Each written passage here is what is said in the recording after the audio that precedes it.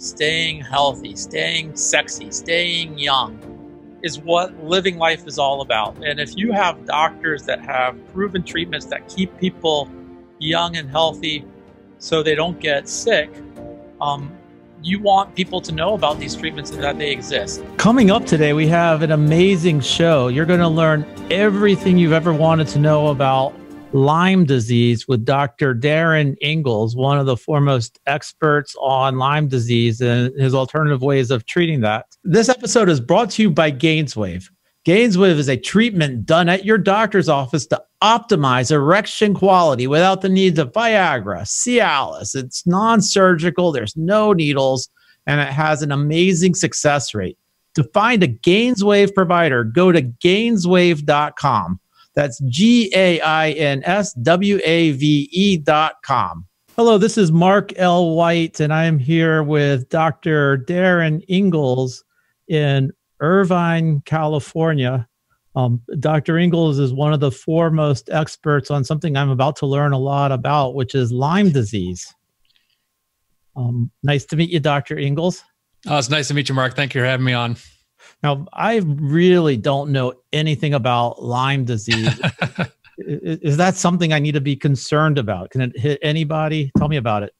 Well, Lyme disease is the fastest growing infectious disease really in the world. And here in the United States, it's particularly become epidemic. Now, depending on where you live in the country, we know that New England and the central part of the Midwest, Wisconsin, Minnesota, Illinois are really endemic parts of the country where there's a lot of Lyme disease.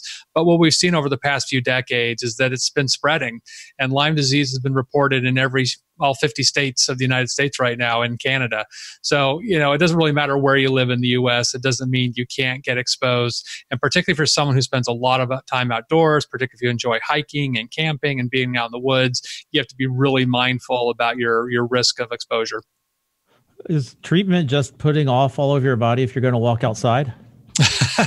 Well, short of putting on a bubble when you go outside, I think people do need to be mindful of, so particularly if you're going to be in these outdoor activities, and especially if you live in an area that's endemic, you want to make sure you wear long clothing. The Lyme disease is transmitted primarily through a tick bite, and there are specific kind of ticks called deer ticks that we know transmit Lyme disease. So if you live in an area where there's a lot of deer ticks, your risk is certainly much higher.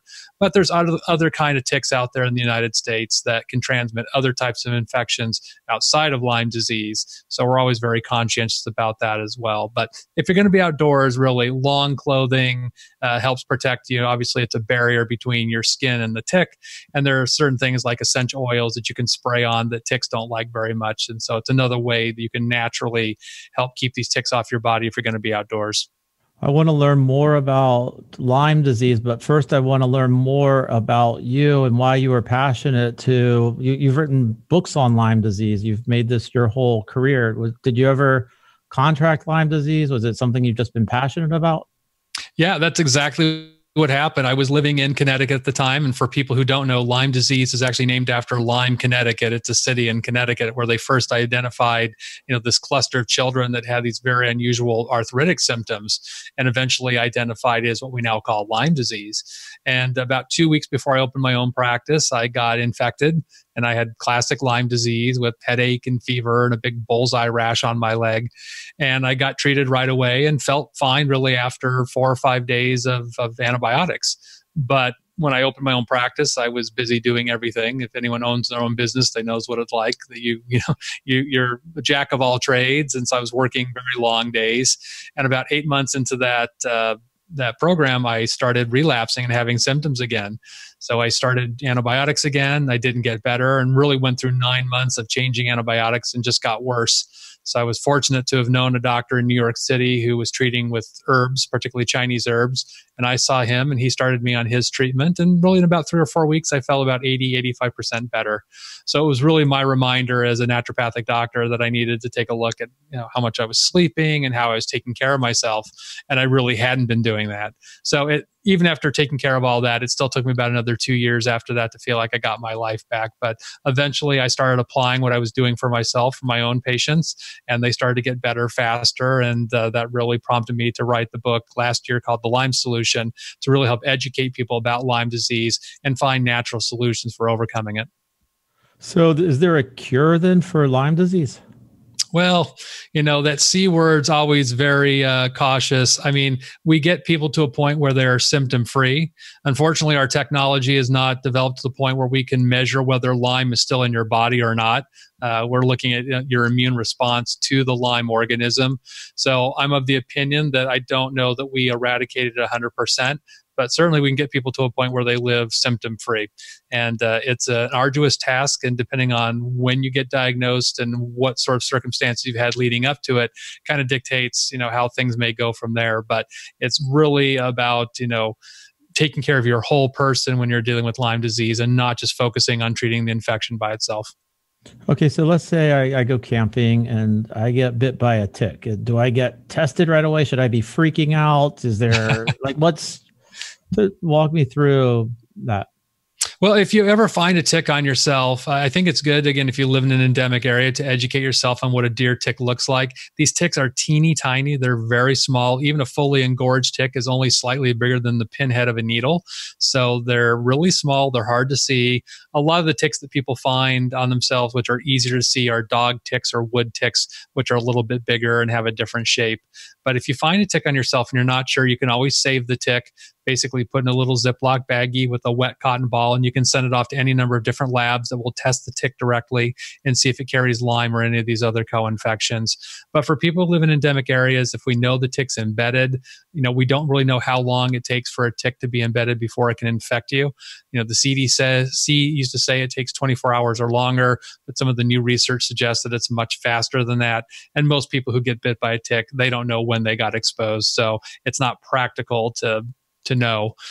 So the conservative approach is that if you pull a tick off yourself and it's embedded, to probably start treatment right away. It can take up to a month for your immune system to make antibodies against it. So testing someone immediately may not be very helpful. Often we do test people right away, but then we'll test them again in 2 or 3 weeks, particularly if their test is negative. So early treatment, is the best course of action if you're not sure. And again, depending on where you live, there's any number of different ways you can approach it. But we know that the sooner you catch it, the sooner you're going to get over it. What are the first symptoms people feel? So most of them are flu-like symptoms. You can feel a headache, you can feel joint pain, you can get what's called neuropathy, which is like a numbness or tingling in your hands and feet. Some people get a condition called Bell's palsy, where one side of your face starts to droop. You can get fever, you can get chills, you can get swollen lymph nodes. So because the symptoms are pretty vague, often you think you just have some kind of, infection. It's not really specific to Lyme. You go to the doctor, and unless they see that classic bullseye rash on your skin, it would be very easy to dismiss it as some other kind of infection.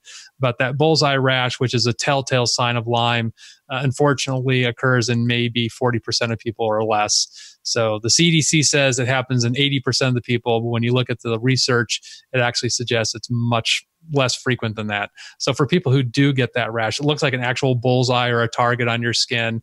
It starts out small and it will start to spread over the course of several weeks. Again, there's nothing else that we know causes that rash. So that's pretty diagnostic of Lyme, but absence of the rash doesn't particularly exclude the possibility. So in the US, how many people have Lyme disease approximately? So the CDC estimates it's upwards of about 400,000 new cases a year. That's new cases. So we literally got millions and millions of people in the U.S. living with Lyme. And those people, they can't transmit it to anybody else? Like, dispel any myths, or can they? Well, to be honest, they really haven't done that research. There's a question. We know it can definitely be transmitted from mother to baby. We've now got several studies showing that vertical transmission, that if she's pregnant, has Lyme, she can transmit it to her unborn child. And that does increase the risk of birth defects and other developmental issues when the child's born. The bigger question people have is, can it be sexually transmitted? And Dr. Ray Stricker up in the Bay Area of California did a study where he found the Lyme organism in the semen of men and the vaginal secretions of women. However, they did not show it could be transmitted back and forth between partners. So the truth is, we really don't know. I take the conservative approach because we don't know. And if one partner has Lyme, it's probably better to use barrier methods during intercourse just to protect the other partner, because we don't really know yet. Now, it sounds like an epidemic to me, but my biggest question is, why don't more people know about this? Yeah, I mean, it's a great question. I think it's we've got a bit of a political thing going on between the government and practitioners. The government has sort of taken the position that Lyme isn't that common and it's easily treatable. And for those of us who work with this all the time, we realize that's not the case. So we've got this political thing we're fighting against and trying to educate other practitioners that Lyme is actually fairly common. A lot of people out there have it, and it often gets overlooked. We call Lyme the great imitator, the great mimic, because it looks like a lot of other conditions. It's really easy to miss the diagnosis. And I think this is where people fall through the cracks. They've had this collection of symptoms, particularly neurological symptoms or arthritic symptoms that go on for weeks to months, and they keep going to doctor after doctor, getting no diagnosis. And over time, eventually they fall in the hands of someone who's a little bit more savvy and test them for Lyme or one of these co-infections, and inevitably they come up positive. So, we're trying to do our best to educate practitioners that they need to keep this on their radar. And particularly if you live in the part of the country where you don't typically think of Lyme disease as being endemic, if you've been having these symptoms that have been going on for a long time, it might be worth checking it out. What's mainstream medicine's response right now? Because when you mention politics, there's got to be some reason why.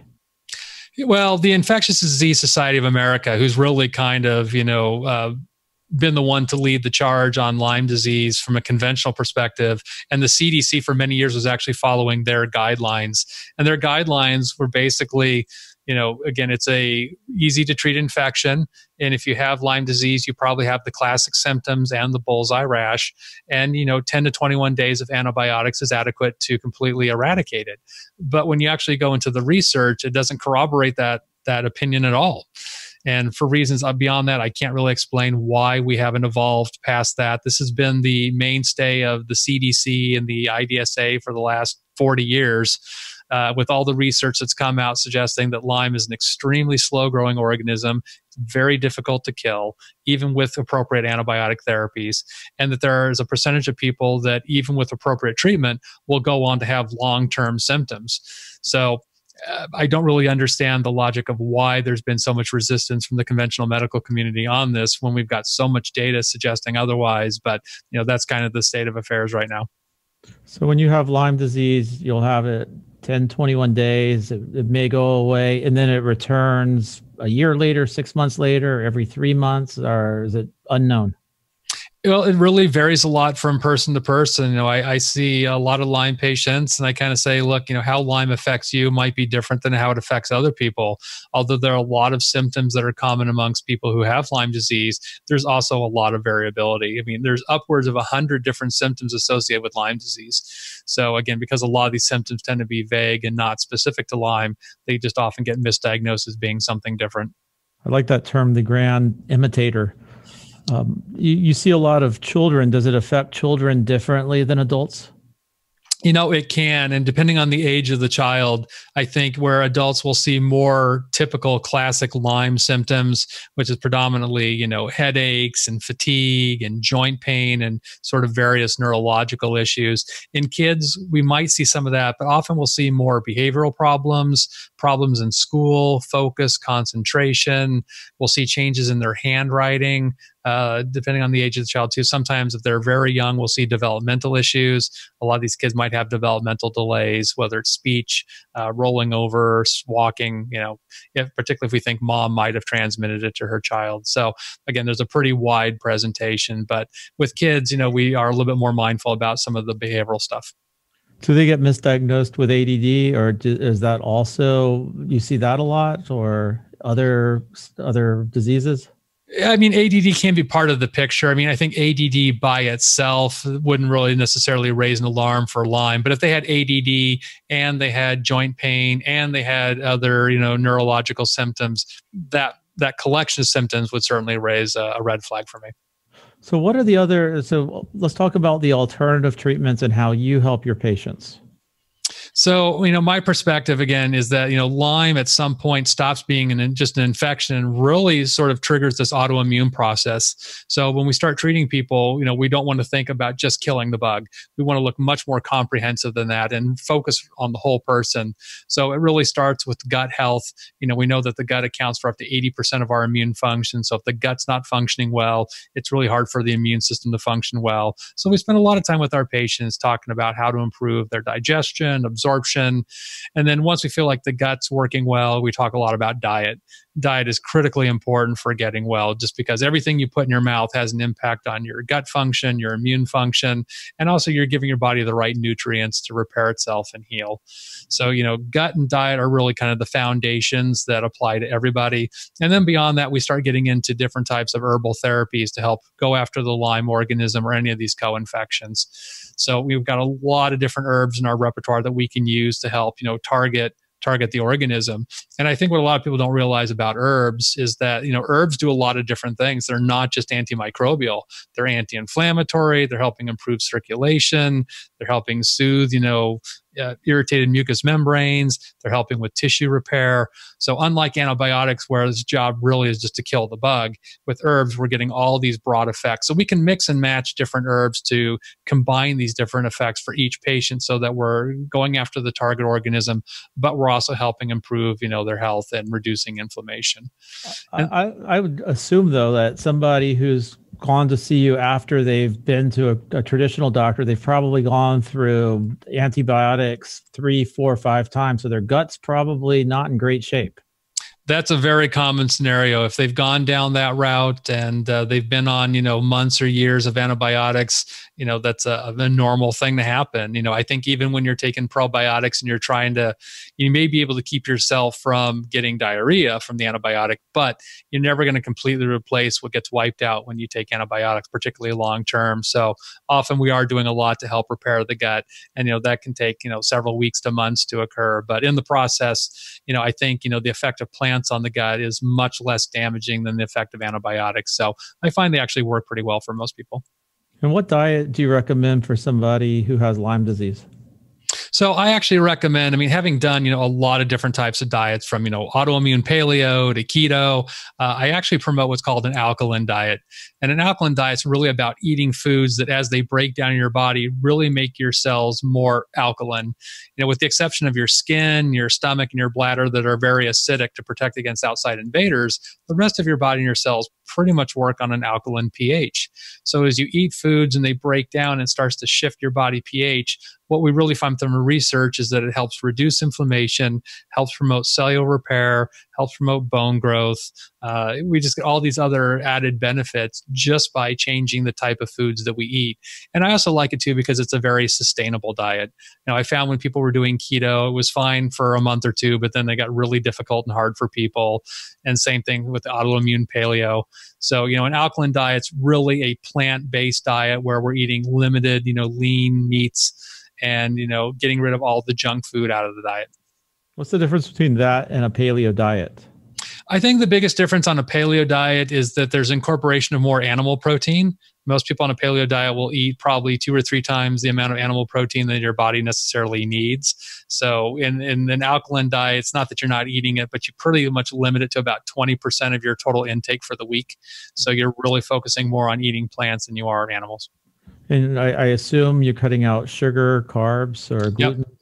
Yeah, we're cutting out sugar, carbs, gluten, dairy products, anything we know is very acid forming in the body. Coffee, that's a big one for a lot of our Lyme patients because they're so exhausted. They like the coffee just to give them that little energy boost, but it actually makes the body very acidic. So we try to eliminate all these high acid foods or acid forming foods so that we can keep your body's pH more balanced. So somebody who has Lyme disease should stay away from gluten. They should stay away from coffee, not because of the caffeine, but because of the acid created by the coffee. Yeah, even decaf coffee will make your body very acidic. So I think, in the way that I frame it, it's like, look, this is your diet you're going to start with. As you start feeling better, we can be a bit more liberal with the diet. But I think until we get to a point where people are really starting to feel well, it's better just to kind of toe the line. And, it's hard to make these broad generalizations because I don't think there's one diet that applies to everybody. But this is something that most people can follow. It's nutritionally dense. It helps, with tissue repair. And again, it's a sustainable diet that people can actually follow and they don't feel like they're being deprived of food. If I wanted to prevent Lyme disease and I started a diet like this and I was taking herbs and then a tick with Lyme disease bit me, will this actually protect me from getting it? Well, I think it's all about the terrain. I think the difference between someone who gets bit by a tick and ends up with chronic Lyme disease versus someone who gets bit by a tick that carries Lyme and just doesn't, maybe they get a little sick and then they feel better. It's just about the total terrain. So it's everything. It's, the food you're eating, how much sleep do you get, how much do you exercise, how much are you really taking care of your body and keeping your immune system happy? So I think people who kind of go into the exposure being in good health are far less likely to suffer the long-term consequences. Again, I can just look back on my own scenario and that, I was taxing my body. I wasn't sleeping well. I wasn't eating well. There was a lot of stress of being a business owner. It was really the perfect storm. Had I had been in, a different circumstance, I got bit, I probably would have been treated, been fine. And that would have been the end of that. So, we really focus on, dealing with the terrain, making sure that the whole body is functioning the way it should. And in that, I think that's the best preventive measure you can have against Lyme disease. Now, let's talk a little bit about sleep. Does people with Lyme disease, do they sleep differently? Do they get less sleep, more sleep? Well, I see a lot of people who used to sleep quite well until they got exposed to Lyme disease. And then thereafter, either they have difficulty falling asleep and or staying asleep. So Lyme definitely has this disposition. It can interfere with your sleep cycle. And so often, we're working on different strategies to help people get that cycle back on track. I think the easiest way to think about Lyme is if, you're standing on the lake in the morning and it's a nice quiet lake and a motorboat goes blowing by, the boat can be long gone, but the waves are still rippling in the wake. And Lyme's kind of the same thing, is that even if you're successful at eradicating the organism, it creates sort of this path of destruction in your body where it can disrupt your hormones, your nervous system, your gut, and so forth. So even if we're successful again at treating Lyme itself, we still have to pick up the pieces and repair all these other things that might have been damaged. And unfortunately, sleep is one of those pieces that often suffers after having been exposed to Lyme. I used to get great sleep until I got my iPhone.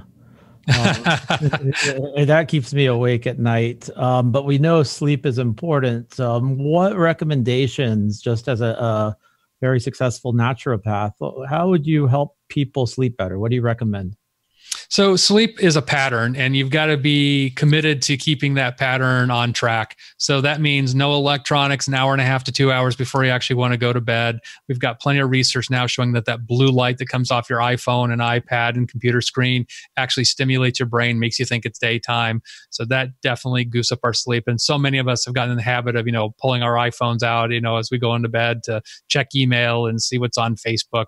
But getting out of that habit and then just doing quiet activities before you're actually ready to go to bed can really help induce a better quality of sleep. And also committing to being, going to bed and waking up at the same time. Sleep is very much a hormonal pattern. And as much as you can get to bed and wake up around the same time, your body's going to start to adjust to that and start to shift that pattern. And then for people, if that's not enough, we've got a lot of things naturally we can use to help either induce sleep or stay asleep. So we've got different amino acids like glycine and 5-hydroxytryptophan. And of course, just a bunch of herbs like passion flower, lemon balm, hops, valerian, kava that can also help people with their sleep cycle. I try not to get people on taking a bunch of stuff to get to sleep unless we need it. But if you weigh the benefits of getting good sleep versus not, sometimes it's still better to take a supplement to help get better quality sleep until your body gets back on that rhythm. But I think, the biggest problems with most Americans is just, sort of the addiction to electronics and, being very inconsistent with their time of sleep. So just changing those two little things can sometimes have a big impact on their quality of sleep. And the magic number, 6 hours, 7 hours of sleep. I think it varies a lot from person to person. I'm more concerned about the quality of sleep than sometimes the hours of sleep. A lot of Lyme patients, because they have chronic fatigue, will sleep more than they used to. And they'll tell me they sleep 10, 11 hours, but they still wake up and they feel exhausted. So unless you've got some sort of sleep tracker like a Fitbit or an Oura Ring that might tell you a little bit more about their quality of sleep. Got my Oura Ring right here. Yeah. It tells me I sleep crappy every single night. Well, it's funny because I got the Oura Ring. I knew I didn't sleep great. I did not realize how bad it was. But again, I started making some own changes, and now I can see I get more deep sleep, better quality of sleep. So again, it's nice to have these little devices if you can have access to one. It does give you pretty good information about how you're sleeping, and I do feel like it's pretty accurate. But if you don't have one of those devices, you can really just gauge it on how you feel when you wake up in the morning. And if you feel like you slept 8 or 9 hours and you wake up exhausted, pretty safe to assume that your quality of sleep wasn't great. Now, do you treat patients in person, or do you also treat patients all over the country? Both. I mean, we've got a brick and mortar practice here in Irvine, California. So we see patients here 4 days a week. But for people for various circumstances that can't travel, we do offer remote consultations. And do you treat people for everything, or do you really just specialize with people who are recovering from Lyme disease? I'm an environmental medicine doctor by training, so I still treat people with other autoimmune issues. I work with kids with autism. I think, as an environmental medicine doctor, we're always looking at different things in the environment that influence health, and that applies to a lot of different chronic conditions. So we still see people that have asthma and allergies and eczema and things of that nature. But the bulk of my practice at this point really centers around Lyme, MS, and autism. Okay, so if somebody wants to get in touch with you, what's the best way for them to get in touch with you? So they can just go to my website. It's just dariningelsnd.com. It's DARININGELSN, N as in Nancy, D.com. And our office phone number is 949-551-8751. So you can go to the website. It's got all the information about the office. You can contact us through the website, or you can call us directly if you want more information. Great. You wrote the book, The Lyme Solution. Do you have any other books coming out, or any pet projects you're working on? Well, my latest project is we've got a program that's actually launching for practitioners in February, where we're going to start teaching other practitioners how to deal with Lyme disease. And then I'm hoping by next spring, we'll have a program for patients that we're going to start walking people through the different steps, because I just see so many people that are in areas where they're just not getting help from their local doctors. So this is something that we're going to do online together, and we'll just start walking people through step by step how to deal with Lyme disease. I mean, it's awesome to have guys like you out there that, are fixing this and doing things differently, because it sounds like traditional medicine really hasn't stepped up and made this issue better. So we really appreciate that. We appreciate your time. Dr. Darin Ingels, if you would like to get in touch with Dr. Ingels, all of his contact information will be in our show notes. Thank you so much, Doctor. Great. Thanks, Mark. Take care.